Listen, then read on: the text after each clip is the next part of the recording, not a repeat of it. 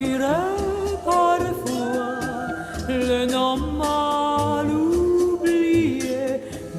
Brigitte. Bonjour. C'est vrai qu'aujourd'hui il est difficile de vivre sans tablette, sans téléphone portable, sans ordinateur. Et en fait, c'est pas, d'après une étude scientifique, pas franchement compatible avec un sommeil de qualité. Exactement. Et une enquête qui a été réalisée pour cette fameuse journée du sommeil qui a lieu aujourd'hui a montré que les Français utilisent massivement les nouvelles technologies. Par exemple, 2/3 des actifs et des étudiants utilisent leur ordinateur au moins 4 heures par jour, donc voire plus. Mais ce qui inquiète les médecins, c'est l'utilisation qu'on fait des smartphones, ordinateurs et tablettes le soir. Parce que plus de 90% des Français les utilisent soit avant le dîner, après le dîner ou même dans le lit. Et ce qui intéresse vraiment les médecins, c'est ce qui se passe dans le lit des Français. C'est-à-dire que près de 40% des Français vont utiliser leur ordinateur, leur tablette, leur smartphone au moment de dormir dans leur lit. Et Pour faire un dernier point sur l'actualité, comme on dit. Par exemple, répondre même à des mails, envoyer des SMS. Et même 20% des Français vont dormir avec leur smartphone en fonctionnement au pied de leur lit. Parce que vous, non? Ah non, mode avion. Moi non.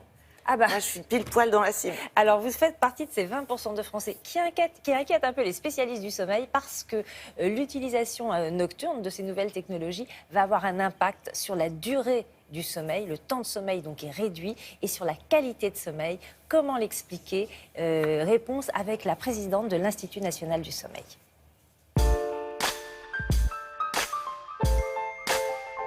Les nouvelles technologies, smartphones, ordinateurs, tablettes, ont un impact très négatif sur la qualité du sommeil du fait de leurs écrans. Parce que leurs écrans rayonnent une lumière bleu-blanche, qui est un signal d'éveil pour l'horloge biologique. L'horloge biologique nous dit quand on doit dormir, quand on doit être éveillé. Et lorsque le soir on utilise ces écrans, la lumière bleue nous dit mais c'est le moment d'être éveillé, donc envoie un signal contradictoire à l'horloge. Le résultat, c'est que le sommeil est de mauvaise qualité, les éveils au cours de la nuit sont nombreux et surtout le lendemain, on est somnolent et on a une baisse des performances. Par contre, si on utilise les ordinateurs et les nouvelles technologies le matin, au contraire, on peut utiliser cette lumière bleue pour stimuler l'éveil et stimuler la performance. Par exemple, répondre à ses mails le matin plutôt que de faire ça le soir avant de se coucher. Les nouvelles technologies perturbent le sommeil pour d'autres raisons que la lumière.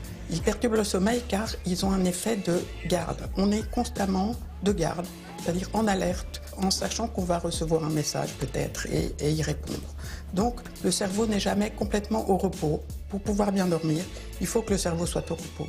Et le fait d'être de garde, en alerte, empêche une bonne qualité de sommeil. Un grand nombre de personnes ont un smartphone en fonctionnement la nuit près de leur lit.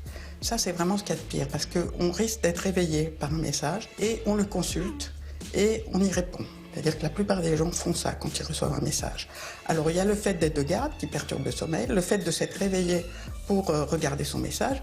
Et quand on regarde son message, on a aussi un éclair lumineux qui est fourni par l'écran et qui va encore plus réveiller. Donc, c'est vraiment ce qu'il y a de pire pour le sommeil.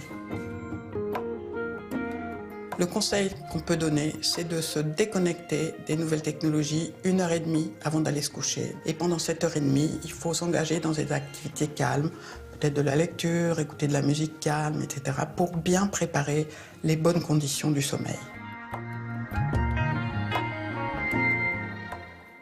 Ok, donc on fait attention, on s'informe aussi. Oui, on peut s'informer sur toutes les actions prévues aujourd'hui concernant le sommeil, sur les visites aussi des centres de sommeil qui ouvrent leurs portes sur le site internet journéedusommeil.org. Merci Brigitte, voici le bulletin météo d'Anaïs Baïdemir.